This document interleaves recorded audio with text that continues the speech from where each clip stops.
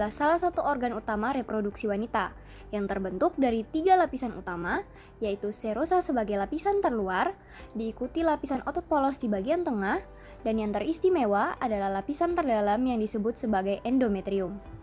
Sebelum membahas lebih jauh, mari kita review sedikit mengenai perubahan endometrium sepanjang masa menstruasi. Endometrium dapat dibagi menjadi 2 fase, yaitu fase proliferasi dan fase sekresi. Fase proliferasi terjadi di awal hingga pertengahan siklus menstruasi akibat dari meningkatnya hormon estrogen, sehingga terjadi pembelahan dari kelenjar. Sedangkan pada fase sekresi terjadi pada pertengahan hingga akhir siklus menstruasi akibat dari meningkatnya hormon progesteron. Hal inilah yang menyebabkan terjadinya sekresi dari kelenjar. Gejala gangguan endometrium seperti infeksi, atrofi, hiperplasia, keganasan, dan idiopati dapat menyebabkan keluhan gangguan haid, seperti haid yang tidak teratur, volume banyak atau durasi haid yang lebih panjang dari biasanya, baik darah segar maupun flek kecoklatan. Nyeri berat saat haid bila berlangsung lama dapat diikuti gejala penyerta, seperti pusing, pucat, mudah lelah, dan sering berdebar akibat anemia. Penyebab gangguan dari endometrium bermacam-macam dan seringkali berkaitan dengan usia pasien. Perempuan yang lebih muda lebih sering mengalami gangguan akibat ketidakseimbangan hormon, sedangkan pada usia yang lebih lanjut biasanya sering berkaitan dengan keganasan. Namun, data prevalensi lesi endometrium berdasarkan usia masih terbatas di Indonesia. Hal ini sangat disayangkan mengingat kanker pada endometrium ini memiliki prevalensi kedua tertinggi setelah kanker serviks. Untuk mengetahui penyebab dari lesi endometrium, perlu dilakukan pemeriksaan menyeluruh, dimulai dari wawancara, pemeriksaan fisik, dan sonografi. Berikutnya, pemeriksaan lebih lanjut dengan tindakan biopsi atau pengambilan contoh jaringan dari dinding rahim, di mana dapat dilakukan dengan cara sederhana yang disebut sebagai kurotase dan diikuti dengan pemeriksaan patologi.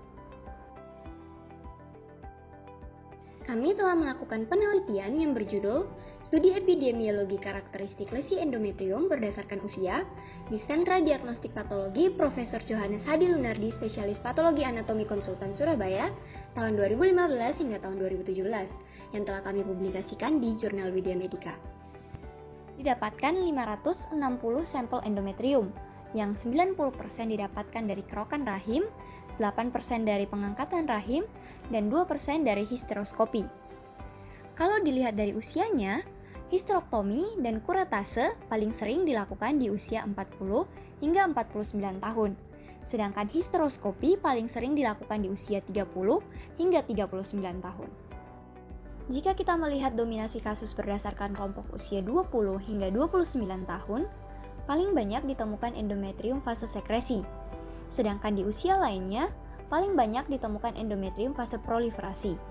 Kecuali di usia 40 hingga 49 tahun dan 70 hingga 79 tahun, di mana paling sering ditemukan hiperplasia non-tipikal. Sedangkan, jika kita lihat dominasi kelompok usia per kasusnya, untuk kasus lesi endometrium akibat progesteron yang berkepanjangan, dan polip endometrium paling sering terjadi di usia 30 hingga 39 tahun.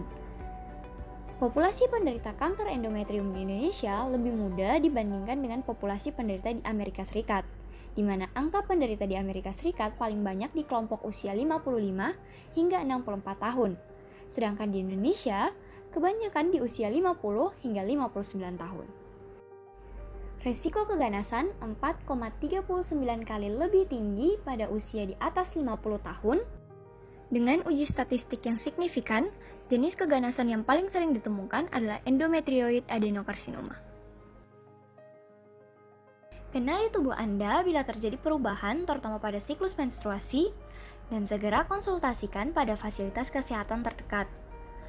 Pemeriksaan untuk mengetahui kelainan pada rahim atau endometrium sebaiknya dilakukan sedini mungkin untuk mendapat penanganan terbaik. Angka kejadian keganasan pada rahim meningkat pada wanita berusia lebih dari 50 tahun, namun semua wanita pada semua kelompok usia dapat mengalami gangguan karena berbagai sebab yang berbeda, dan memerlukan tata laksana sesuai kebutuhan. Terima kasih dan jangan lupa nantikan dan ikuti selalu seri edukasi kesehatan bersama Fakultas Kedokteran Unika Widya Mandala, Surabaya.